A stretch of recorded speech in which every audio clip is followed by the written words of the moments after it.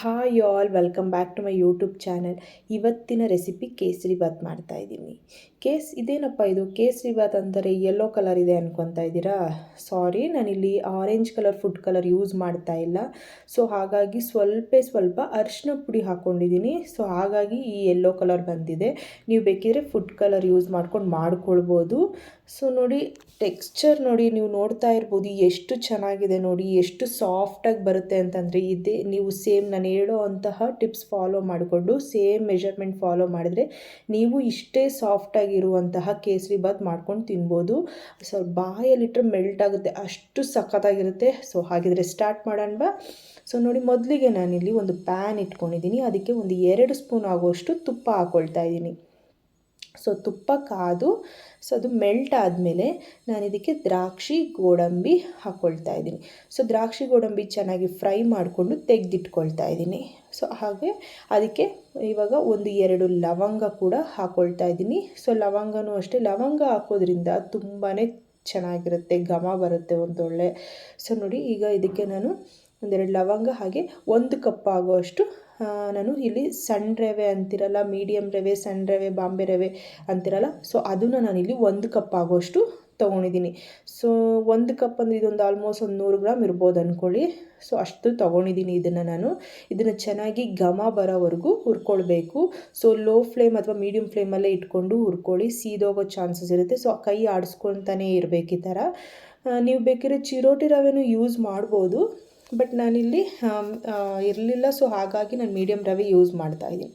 ನಿಮ್ಮ ಇಷ್ಟ, ನೀವು ಬೇಕಿದ್ರೆ ಚಿರೋಟಿ ರವೆ ಅಥವಾ ಇದು ಮೀಡಿಯಮ್ ರವೆ ಎರಡರಲ್ಲಿ ಯಾವ್ದು ಬೇಕಾದರೂ ಯೂಸ್ ಮಾಡ್ಕೊಳ್ಬೋದು. ಬಟ್ ಸೇಮ್ ಮೆಷರ್ಮೆಂಟೇ ಫಾಲೋ ಮಾಡ್ಬೋದು, ಏನು ಚೇಂಜಸ್ ಏನಿಲ್ಲ. ಸೊ ನೋಡಿ, ಈಗ ರವೆ ಚೆನ್ನಾಗಿ ಘಮ ಬರೋವರೆಗೂ ಹುರ್ಕೊಂಡಿದ್ದೀನಿ. ಈಗ ನಾನಿಲ್ಲಿ 1 ಕಪ್ ರವೆಗೆ 3 ಕಪ್ ಆಗೋಷ್ಟು ನೀರನ್ನ ಈ ಕಡೆ ಬಿಸಿ ಮಾಡ್ಕೊಳಕ್ಕೆ ಇಟ್ಟಿದ್ದೆ. ಸೊ ಈಗ ಅದನ್ನು ಸ್ವಲ್ಪನೇ ಹಾಕ್ಕೊಂಡು ತಿರುಗಿಸ್ಕೊಳ್ಬೇಕಾಗತ್ತೆ. ಇದು ನೀರು ಹಾಕ್ಕೊತಾನೆ ಮಿಕ್ಸ್ ಮಾಡ್ಕೊಬೇಕು, ಇಲ್ಲಾಂದರೆ ಇದು ಗಂಟಾಗೋ ಚಾನ್ಸಸ್ ಇರುತ್ತೆ. ಸೊ ನೋಡಿ, ಚೆನ್ನಾಗಿ ಮಿಕ್ಸ್ ಮಾಡ್ಕೊಳ್ಬೇಕು. ನೀವು ಬೇಕಿದ್ರೆ ತಣ್ಣೀರು ಬೇಡ ಅನಿಸುತ್ತೆ.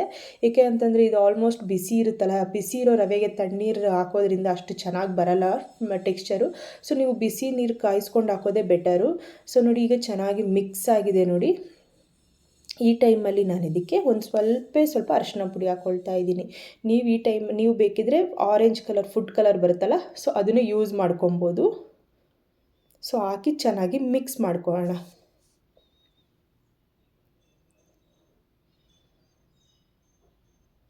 ಸೊ ನೋಡಿ, ಈಗ ಚೆನ್ನಾಗಿ ಮಿಕ್ಸ್ ಆಗ್ತಾ ಇದೆ.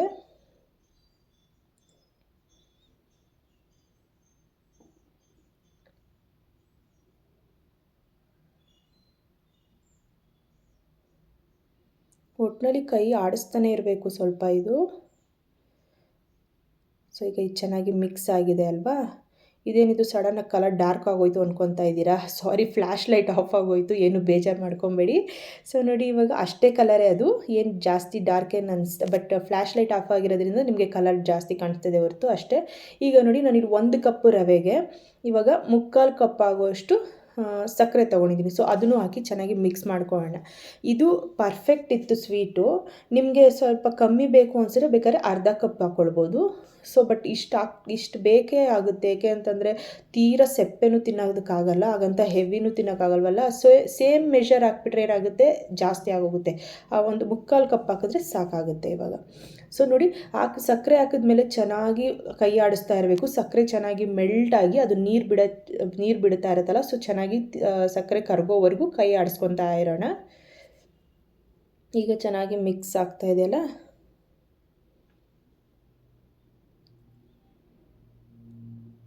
ನೋಡಿ, ಈ ಟೈಮಲ್ಲಿ ಇನ್ನು 2 ಸ್ಪೂನ್ ಎಕ್ಸ್ಟ್ರಾ ತುಪ್ಪ ಯೂಸ್ ಮಾಡಿದ್ದೀನಿ. ಇವಾಗ ಮೊದಲು 2 ಸ್ಪೂನ್ ಹಾಕಿದ್ದೀನಿ, ಇವಾಗ ಒಂದು 2 ಸ್ಪೂನ್ ಹಾಕಿದ್ದೀನಿ.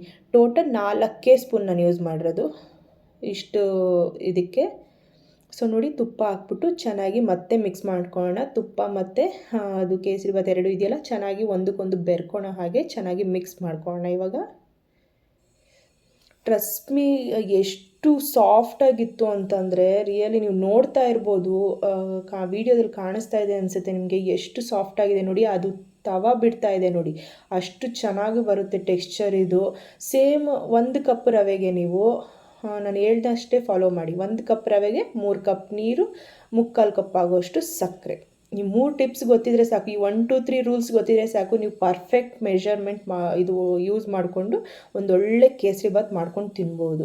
ಎಷ್ಟೊಂದು ಜನ ಕೇಸರಿಬಾತ್ ಮಾಡೋಕ್ಕೆ ನಮಗೆ ಬರೋದೇ ಇಲ್ಲ ಅನ್ಕೊತಾ ಇರ್ತೀರಲ್ಲ, ಸೊ ಈ ವಿಡಿಯೋ ನೋಡಿಕೊಂಡು ಆದಷ್ಟು ನಿಮ್ಮ ಫ್ರೆಂಡ್ಸು ಫ್ಯಾಮಿಲಿಗೆಲ್ಲ ಶೇರ್ ಮಾಡಿ, ಸೊ ಅವ್ರಿಗೂ ಯೂಸ್ ಆಗುತ್ತೆ.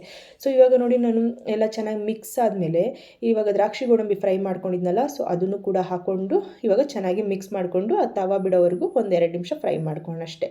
ಸೊ ಆ ಥರ ಮಾಡಿಕೊಂಡ್ರೆ ರೆಡಿ ಆಗುತ್ತೆ. ಸೊ ಆದಷ್ಟು ಮಿಸ್ ಮಾಡದೆ ಈ ವಿಡಿಯೋನ ಎಲ್ಲರೂ ನೋಡಿ ಹಾಗೆ ರೆಸಿಪಿ ಮಾಡ್ಕೊಂಡು ತಿನ್ನಿ. ಹಾಗೆ ನನ್ನ ಚಾನಲ್ ಸಬ್ಸ್ಕ್ರೈಬ್ ಮಾಡ್ಕೊಳ್ಳಿ. Thank you.